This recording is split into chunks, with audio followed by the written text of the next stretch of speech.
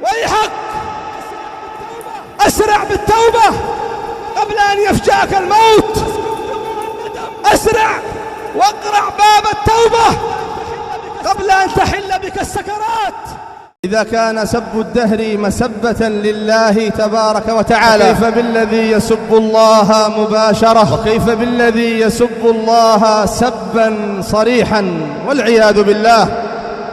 ألا يا أيها المجرم، ألا يا أيها الفاجر الأثيم، تسب الله جل جلاله، تسب الرحمن الرحيم، تسب الملك القدوس السلام المؤمن المهيمن العزيز الجبار المتكبر، تسب الخالق البارئ المصور، تسب من له الأسماء الحسنى والصفات العلى، تسب من خلقك من عدم وأوجدك من عدم ورباك بالنعم وكرمك وفضلك على كثير ممن خلق تفضيلا. أف لك على أي جنب سقطت وفي أي واد سحيق وقعت.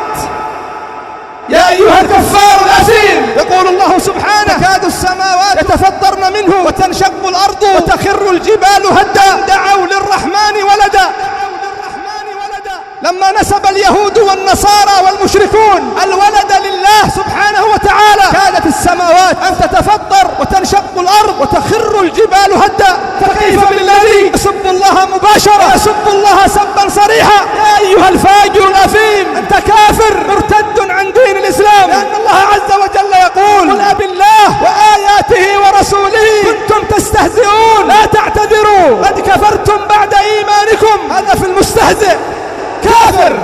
فكيف بالذي يسب الله؟ لا شك أنه أشد وأعظم، ولهذا أجمع المسلمون على أن من سب الله فهو كافر ظاهرا وباطنا، وسواء كان جادا أو مازحا، وسواء كان معتقدا لتحريم السب أو مستحلا، كافر مرتد بعينه. يا أيها الفاجر، يا أيها الكفار الأثيم، إذا مت ولم تحدث توبة فلا يجوز أن نغسلك ولا أن نكفنك ولا أن نصلي عليك ولا أن ندفنك في مقابر المسلمين ولا أن نستغفر لك ولا أن نترحم عليك. ويحك لو كنت سابا لله عز وجل ما تنفعك صلاة ولا صيام ولا زكاة ولا حج ولا بر ولا معروف ولا صلة ولا إحسان، لأنك كافر مرتد عن دين الإسلام بإجماع المسلمين. ويحك أسرع بالتوبة قبل أن يفجأك الموت. أسرع واقرع باب التوبة قبل أن تحل بك السكرات. أسرع واسكب دموع الندم.